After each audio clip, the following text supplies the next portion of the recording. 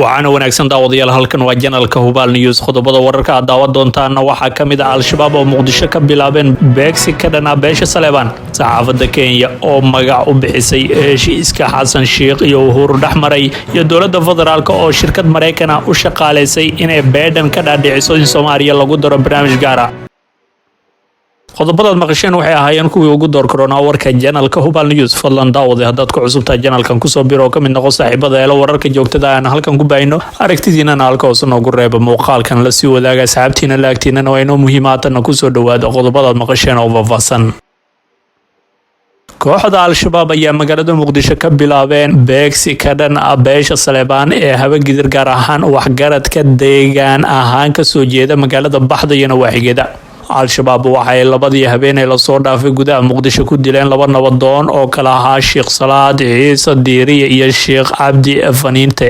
labadan wadaad ayaana ka soo jeedaan magaalada Baxda ee gobolka Galgaduud oo dhawaan lagu laayay dagaalyaano weeraray magaaladaas oo ka tirsanayeen ururka Al-Shabaab taasoo keentay in Muqdisho lagu ugaarsado waxgaradka ganacsatada iyo culimada ka soo jeeda magaaladaas madaxweynaha Galmudug Axmed Cabdi Kaariye Qoorqoor iyo Sheekh Shaakir oo qoraalo ka soo saareen dilka Sheekh Salaad Ciise oo habeenka hor la dilay waxa ay qireen inuu ahaa nabadoon waqti badan geliyay dib u heshiisiinta bulshada deegaanada Galmudug ka hortaga fikirka Al-Shabaab iyo waliba arrimaha samafalka inta badan waxgaradka beesha ayaana hadda ku baraarugay in beegsigan uu ku socdo isla markaasna ay Al-Shabaab doonayaan inay ku qasbaan in ugu dambeyn ay isdhiibaan oo Baxdo iyo deegaanada ku xeeran ay si fudud gacanta ugu dhigaan hase yeeshee durbaba waxaa laga dareemayaa falcelin taagan oo dhalinyarada waxgaradka iyo siyaasiyiinta beesha reer Xaaji Saleebaan ay ka muujinayaan beegsigan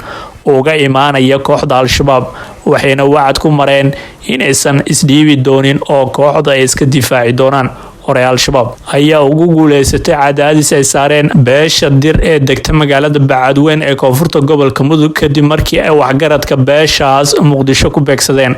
markii looga adkaaday weeraro badan oo ay Bacadweyn ku qaadeen waxay Al-Shabaab dhowr nabadoon oo reer Bacadweyn ah ku dileen gudaha magaalada Muqdisho taas oo ugu dambeyntii sababtay in bulshada reer Bacadweyn ay isku dhiibto kooxda Al-Shabaab oo hadda u talisa si kastaba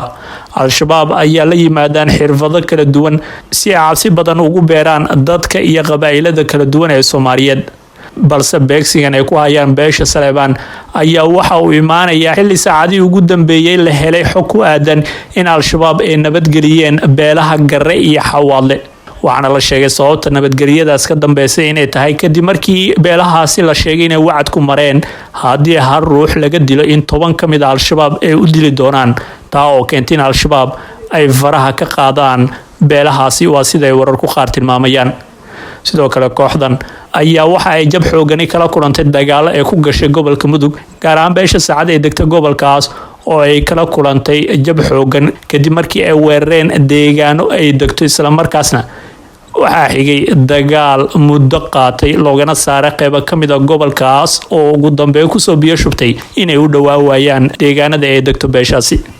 arrimahan oo idilna waxay imaanayaan xilli dhanka kale dowladda Soomaaliya iyaduna ay xoojisay howlgallada ka dhanka ah kooxdaas ee ka socda qayb ka mid ah gobolada dalka geesta kalena saxaafadda wadanka Kenya ayaa magac u bixisay heshiiska Xasan Sheikh iyo Uhuru Kenyatta sida ay ku warantay warbaahinta Nation ee ka soo baxda Nairobi dowladaha Kenya iyo Soomaaliya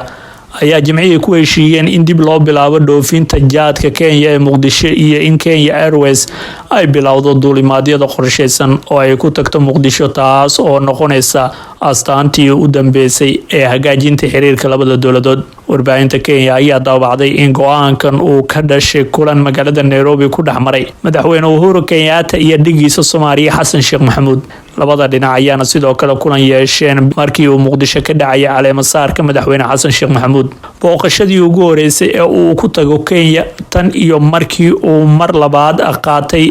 go'aanka Xasan waxa uu sheegay inuu diyaar u yahay inuu dib u hagaajiyo xiriirka kala dhaxeeya Kenya oo ku saleysan ixtiraam laba dhinac ah iyo in awood uu yeesho inuu xaliyo caqabadaha guud. Xasan Sheikh oo ololaha ku galay Soomaaliya oo dunida heshiis la ayaa ku heshiiyeen isaga iyo hogaamiyaha wadanka Kenya inay dib u furaan xuduudda dhulkooda oo xirnaa 10 sano ka hor balse ahaa mid daahsoon. Waxaa jira wax badan oo isku keeni kara intii in la kala qaybin lahaa, ayuu yiri Xasan oo waqtigaas si wada jira isaga iyo Uhuru ee warbaahinta u la hadlayeen. Laakiin labada dal ayaa hadda dib u nooleeyeen xiriirkooda diblomaasiyadeed, waxaana la filayay inay ka wada hadlaan sidii loo dhaqan gelin lahaa go'aanka ICJ, balse waxa uu muuqdaa inuu noqon doono shaqada ugu horeysa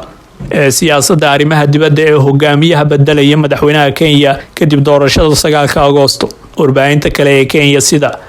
Standard Media iyo warbaahin kale ayaa heshiiskan ugu magac dareen guulo taariikhi ah oo daba socotay wada hadallo laba geesood ah oo guul ku dhamaaday. Sida lagu sheegay warmurtiyeed ay si wada jira u soo saareen wasiirada arrimaha dibadda ee dalalkaasi, Kenya Airways waxay bilaabi doontaa duulimaadyada qorsheysan oo ay ku imaaneyso caasimadda Muqdisho bedelka heshiiska labada dhinac ee hawada Basa. Warbaahinta Kenya ayaana hadal haysa muhiimadda ganacsatada Kenya ay u leedahay in Soomaaliya ay ogolaatay in dib loo bilaabo ganacsigii mirooga iyo kalluunka si loo qaboojiyo xiisadda diblomaasiyadeed ee labada dowladood korna loogu qaado iskaashiga ganacsiga. Kenyatta iyo Maxamuud ayaana amreen in arrintan wax laga qabto muddo 2 toddobaad gudahooda, iyadoo labada dal ay hagaajinayaan xiriirka xumaa ee bilii la soo dhaafay. Kenya oo ciidamo ay ka joogaan Soomaaliya ayaa bishii May sanadkii 2022 mamnuucday dhammaan duulimaadyadii tagi jiray iyo kuwii ka imaan jiray Soomaaliya, balse waxay hakisay bil kadib. Bishii December 2022 Soomaaliya waxa ay ku dhawaaqday inay joojisay xiriirkii diblomaasiyadeed ee kala dhaxeeyay Kenya, iyadoo sabab uga dhigtay faragelinta iyo ku xadgudubka Kenya ku hayso wadankan ku yaala gobolka Geeska Afrika. Si kastaba, madaxweyne Xasan Sheikh oo arrinkan dadaalo badan u galay ayaa soo gabagabeeyay socdaalkii uu ku joogay Kenya, waxa uuna dib ugu soo laabtay magaalada Muqdisho.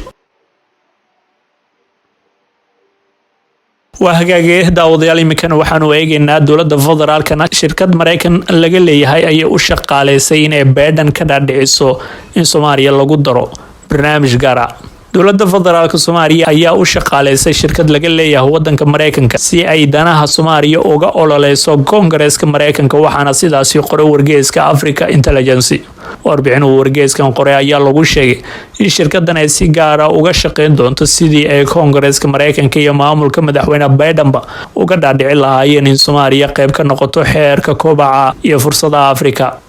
barnaamijkan oo magac ahaan loo soo gaabiyo AGOA waa xeer uu Koongareeska Mareykanka ansixiyay bishii May ee sanadkii 2000, waxa uuna ujeedkiisu yahay inuu caawiyo dhaqaalaha dalalka Afrika ee Saxaraha ka hooseeya isla markaasna horumariyo xiriirka dhaqaale ee Mareykanka iyo gobolka. waxa uu dalalka Afrika u ogolaanaya inay si fudud u soo galaan suuqyada Mareykanka, taas oo Soomaaliya ay doonayso inay ka faa'iideysto. madaxweynaha Mareykanka ayaana go'aan ka gaara dalalka ka qayb galaya barnaamijkan haddii ay ka soo baxaan shuruudaha u saamaxaya inay ka mid noqdaan. waxaa ka mid ah inay ilaaliyaan xeerarka suuqyada dhaqaalaha, ku dhaqanka sharci iyo siyaasadda wadarta, waana inay maalgeliyaan daryeelka caafimaadka, waxbarashada iyo la dagaalanka musuqmaasuqa. macadda haddii Soomaaliya ay buuxin karto dhammaan shuruudahan, hase yeeshee shirkadan ay shaqaaleysiisay Soomaaliya waxay ka caawin kartaa inay xubnaha Koongareeska ka dhaadhiciso inay madaxweyne Biden ku cadaadiyaan